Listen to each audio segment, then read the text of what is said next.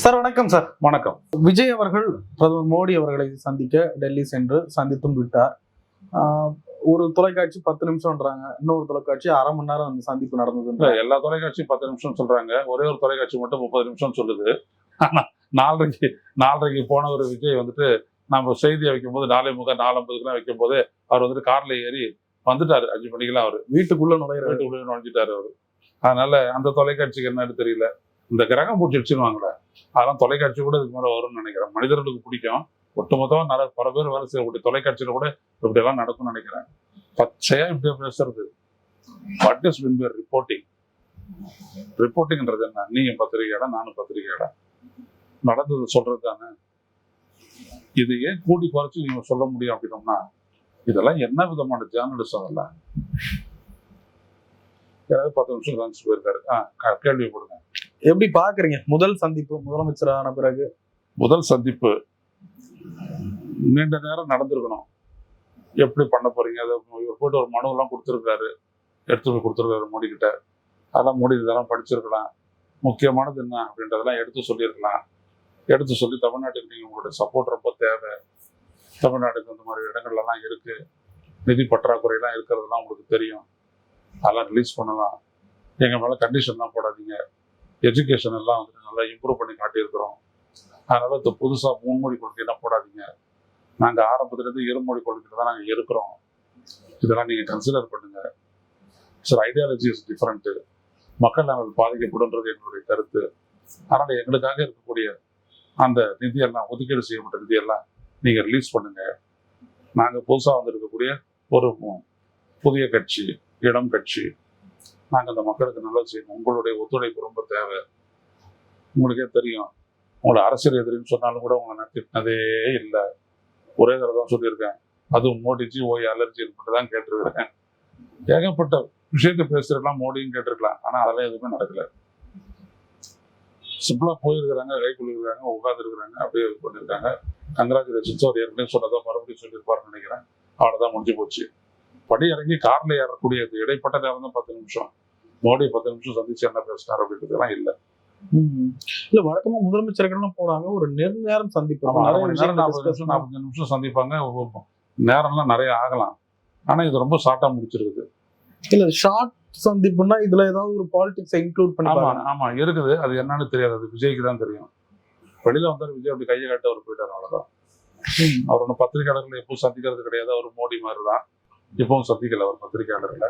இல்ல, பிரதமர் மோடி அவர்கள் ஒரு பொலிட்டிக்கல் ஒரு ஸ்டேட்டஸ், ஒரு தரத்தை பார்த்து அல்லது மனிதர்களுடைய எக்ஸ்பீரியன்ஸை பார்த்து ஒருத்தவங்களை இடம் போட்டு வேல்யூ பண்றாரு. இந்த தேர்தல் முடிவுகள்லாம் அப்படியே எடுத்துக்கங்க. நான் சொன்னதெல்லாம் வேணாம். மக்கள் எல்லாம் ஓட்டு போட்டாங்க, விஜய் தேர்ந்தெடுத்துட்டாங்க அப்படின்னு அந்த கணக்கு எடுத்துக்கிட்டீங்க அப்படின்னா நம்பிக்கை தானே அது வருது. அந்த நம்பிக்கை வந்துட்டு ஒரு பிரதமர் மதிக்கணுமா இல்லையா? அவர் மதிக்கிறதா தான் என்ன பண்ணுவாரு? உங்களுக்கு அரசியல் அனுபவம்லாம் இல்லை, ஆனா வந்துட்டீங்க, மேல வச்சுக்கிற நம்பிக்கை, அதுக்காக யூ ஆர் கிஃப்டடு, நீங்க ரொம்ப அதிர்ஷ்டசாலி, நாங்க என்ன செய்ய நினைக்கிறீங்க, எப்படி எல்லாம் போவாரு அப்படின்னு சொல்லும் போது விஜய் பேசலாம். விஜய் பேசுறது இப்படி சொன்னாலே விஜய்க்கு ஒரு ஃப்ரீ இது கிடைச்சிருக்கும். விஜய் நிறைய விஷயத்த பேசியிருக்கலாம். விஜய் பேசினாரா? இல்லை. அவரும் சொன்னாரா? கேட்டாரா? இல்லை. பொதுவாக அந்த மாதிரி கொடுக்குற மனுவெல்லாம் எடுத்து தூக்கி பின்னாடி விட்டுருவாங்க, அது அவ்வளவுதான். அதுக்கான பதில் சொன்னதா மோடி? எனக்கு எந்த பிரதமர் பதில் சொன்னதா எனக்கு தெரியாது. எந்த பிரதமர் மட்டும் பதில் சொல்லுவாரா அப்படின்னு எனக்கு தெரியாது. மனு எல்லாம் எடுத்து கொடுப்பாங்க, எல்லாருக்கும் கொடுப்பாங்க. எதிர்கட்சி தலைவராக இருந்த எடப்பாடி கொடுத்துருக்கிறாரு, நம்ம முதலமைச்சரும் கொடுத்துருக்கிறாரு, முன்னாள் முதலமைச்சர் மு.க. ஸ்டாலினும் கொடுத்துருக்காரு. அதுக்கெல்லாம் ஒன்றும் ரெஸ்பான்ஸ் எல்லாம் வந்தது இல்லை. அதனால மரியாதை நிமித்தமான ஒரு சந்திப்புன்னு நம்ம பத்திரிகையில போடுறோம். ஆக்சுவலா இது மரியாதை நிமித்தமான சந்திப்பு. First official meeting of the chief minister of Tamil Nadu with that of prime minister. இதான் ஃபர்ஸ்ட் அபிஷியல் மீட்டிங். இதான் ரொம்ப ரொம்ப முக்கியத்துவம் வாய்ந்தது. ஆனா மரியாதை நிமித்தமான சந்திப்புன்னு எல்லாத்தையுமே கேவலப்படுத்துறாங்க இந்த ஊடகங்கள். எனக்கு எப்படின்லாம் புரியல. இது ரொம்ப முக்கியமான ஒரு சந்திப்பு, ஆனா ஒரு 10 நிமிஷம் தான் நடந்தேறி இருக்குது. அதான் ரொம்ப கவலைக்கிடமானது. பாப்போம் என்ன நடக்குதுன்றது. விஜய் அவர்கள் மோடி அவர்களை சந்திச்சிருக்காரு. வழக்கமா கடந்த கவர்மெண்ட்ல மத்திய அரசுக்கும் மாநில அரசுக்கும் ஒரு எனிமிட்டி இருக்கு, வஞ்சிக்கிறாங்க, அந்த மாதிரி ஒரு ஒரு பார்வையிலேயே அது போயிடுச்சு, ஒரு ஒரு விரிசல் மாதிரியே.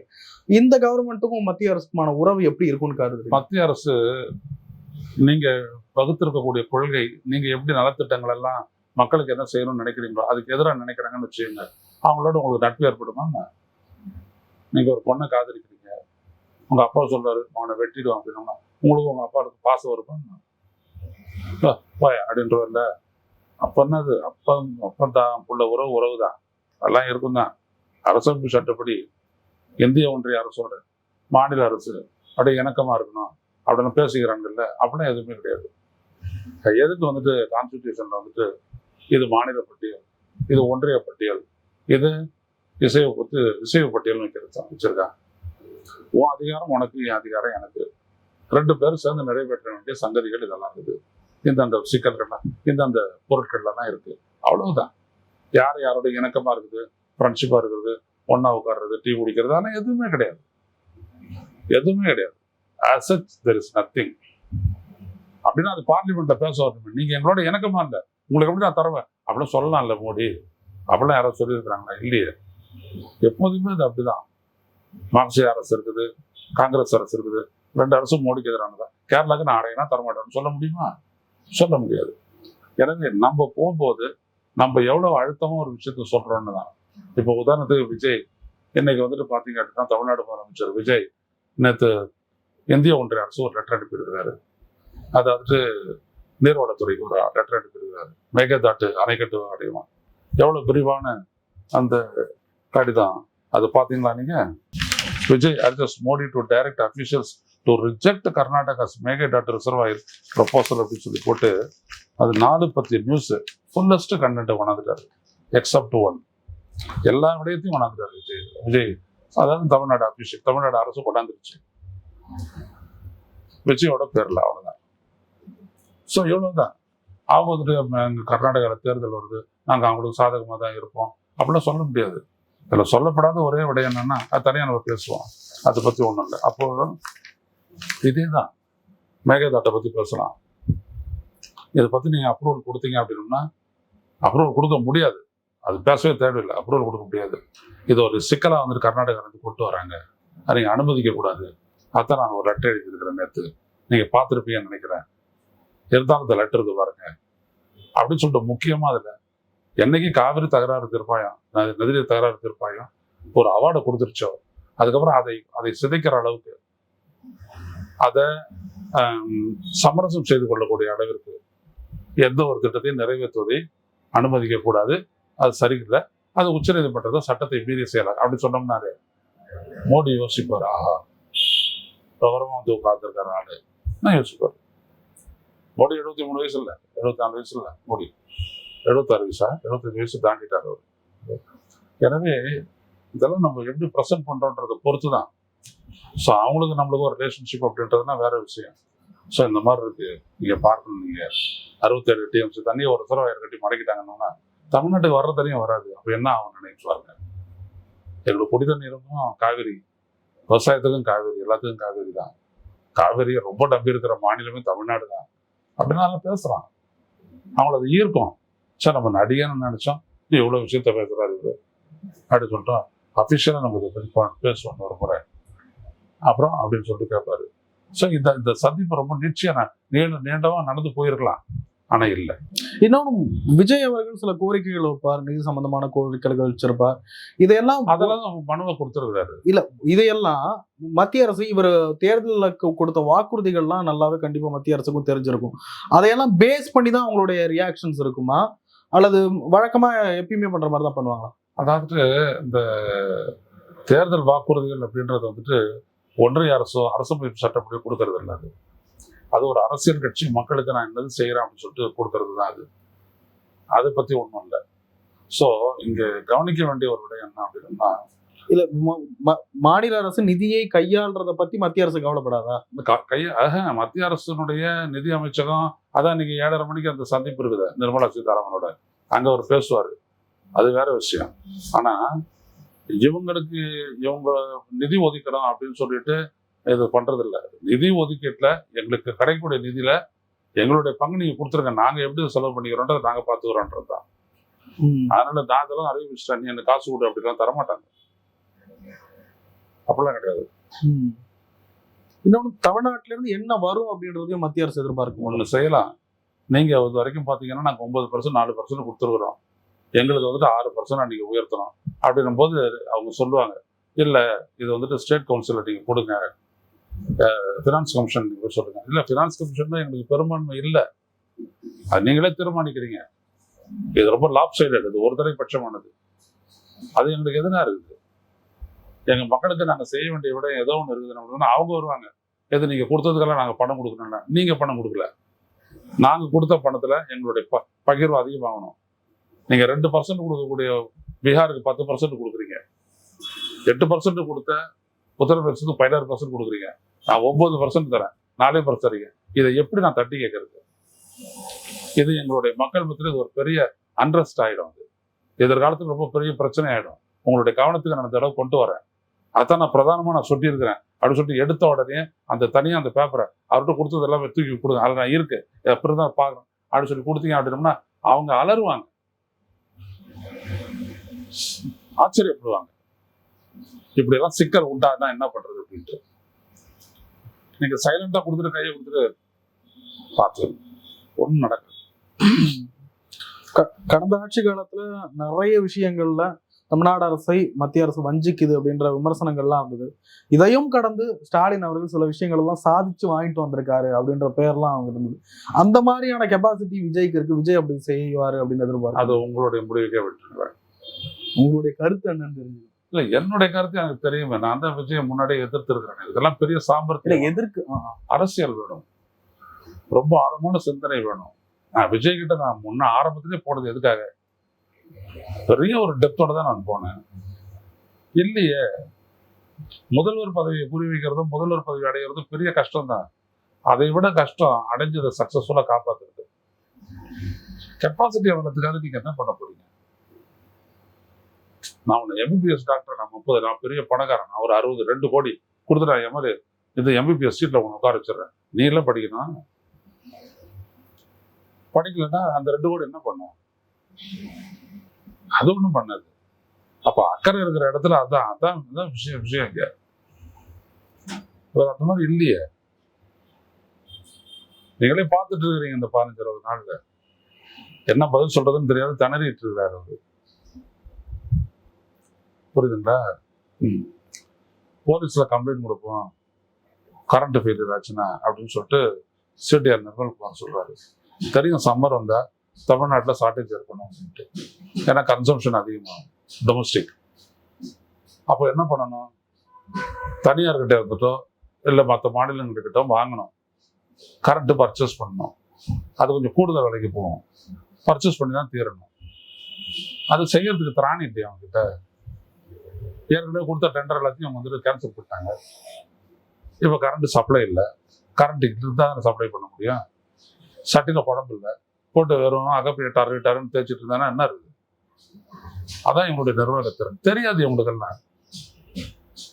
எவ்வளோ பேப்பரே பிடிக்காத வந்தவங்க. ஆனா நம்ம பேசுற நம்மளுக்கெல்லாம் பெரிய அனுபவம் இருக்கு அரசியல் ரீதியா. நம்ம விட்டு கொடாயுவோம் எல்லாத்தையுமே. ஒரு பத்திரிகையாளர் இருந்துட்டு எவ்வளவு தலைவர்கிட்ட எவ்வளவு தூரம் என்கவுண்டர் பண்ணிட்டு வந்துடுவோம். நாங்க என்கவுண்டர்னா நேருக்கு நேர் பேசி பதில்களை பெறுறது. இவங்க கிட்ட அதை இல்லை. ஒரு அறிவார்ந்த தமிழ்நாட்டுக்கு சிந்தனையற்ற தலைமை, அவ்வளவுதான். மேகதாது விவகாரம் ரொம்ப தீவிரமா போயிட்டு இருக்கு. அணையை கட்டியே தீருவோம் அப்படின்னு சிவகுமார் சொல்லிட்டாரு. எப்படி தடுக்க போறாரு விஜய்? இல்ல, தடுக்கிறது அப்படின்றதெல்லாம் ரொம்ப ஈஸியா கட்ட முடியாது. ஆமா, ஏன்னா கட்ட முடியாது. காவிரியினுடைய கிளையாறுகள், காவிரியினுடைய பாயக்கூடிய அந்த காவிரி பேசின் ஸ்டேட்ஸ், காவிரி நதி எங்கெல்லாம் பாயுதோ அதனால யாரெல்லாம் பலன் பெறுறாங்களோ அதெல்லாம் பேசின் ஸ்டேட்டு. அந்த பேசின் ஸ்டேட் வந்துட்டு காவிரி படுகையின் மாநிலங்கள் இவங்கெல்லாம் சேர்ந்து இவங்களுக்கான ஒரு வழக்கு தான் காவிரி வாட்டர் டிஸ்பியூட்ஸ் ட்ரிபியூனல் அப்படின்னு சொல்லக்கூடிய அந்த விசாரணை மன்றம், தீர்ப்பாயம். அந்த தீர்ப்பாயம் வந்துட்டு 1994 அமைக்கப்பட்டு 98 வந்துட்டு ஒரு இடைக்கால தீர்ப்பு கொடுத்துட்டு இறுதி தீர்ப்பை 2007 கொடுத்துருச்சு. 2013 அது நோட்டிபிகேஷன் பண்ணியாச்சு. அப்போர்ஷன்மெண்ட் ஆஃப் வாட்டர், காவிரி நதியில் வரக்கூடிய நீரின் அளவில் 50% உறுதித்தன்மையுடன் வழங்கப்பட்ட அந்த தீர்ப்பு, இட்ஸ் அன் அவார்டு, அந்த தீர்ப்பு முடிஞ்சு போச்சு. இப்ப இருக்கிற 8 அணைகளை தாண்டி புதுசா ஒரு அணை கட்ட முடியாது. அணையினுடைய நதிநீர் பகிர்வு மாறிடும், அது செய்ய முடியாது. எனவே அணையை கட்ட முடியாது. அவ்வளவுதான், முடிஞ்சு போச்சு. இவங்க வந்துட்டு டிபிஆர், டீடைல்டு ப்ராஜெக்ட் ரிப்போர்ட், அதுக்கு வந்துட்டு அப்ரூவல் கொடுக்குறாங்க, கன்சிடர் பண்றாங்கன்றது கோர்ட்டுக்கு போச்சு தமிழ்நாடு. அது போகவே தேவையில்லை. தமிழ்நாடு வேற ஒரு வாட்டி செஞ்சிருக்கணும். டிபிஆர் கன்சிடர் பண்ற அதெல்லாம் வேற. முதல்ல அதுக்கு என்வரான்மெண்ட் கிளியரன்ஸ் இருக்குதா, சுற்றுச்சூழல் அனுமதி இருக்குதா, ஏற்கனவே வனம், அந்த வனத்துறை ஒண்ணு, இன்னொன்று வந்துட்டு பாத்தீங்கன்னா சுற்றுச்சூழல், அப்புறம் கிளைமேட் சேஞ்ச், அந்த அமைச்சகம் இருக்கு இல்லையா, அதுக்கு அப்ரூவல் தரமாட்டேன் அப்படின்னு. ஏன்னா காட்டினுடைய பெரும்பகுதி வந்துட்டு மூழ்கிடும், அப்படியெல்லாம் தர முடியாது அப்படின்னு.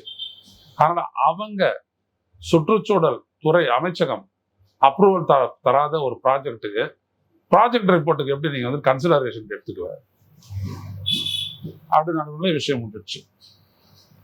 ஸோ தமிழக அரசு போகக்கூடிய பாதை இதுதான். எந்த ஒரு ப்ராஜெக்ட் முதல்ல வந்துட்டு கிளியரன்ஸ் என்விரான்மெண்ட் மினிஸ்ட்ரி தான் கிளியரன்ஸ் கொடுக்கணும். அதுல வேற இப்ப கிளைமேட் சேஞ்ச் வேற வருது, இந்த மாதிரி காட்டை மூடு கடிச்சா என்ன ஆகும் அப்படின்ற அதெல்லாம் வேற வருது. புரியுதுங்களா? சுற்றுச்சூழல், வனம் மற்றும் பருவநிலை மாற்ற அமைச்சகம் அப்படின்னு அதுக்கு பேரு. எப்படி அது அப்ரூவல் தரும்? ஸோ அது வந்துட்டு விஜய் எழுதின லெட்டர், நேற்று எழுதின லெட்டர்ல குறிப்பிடலை.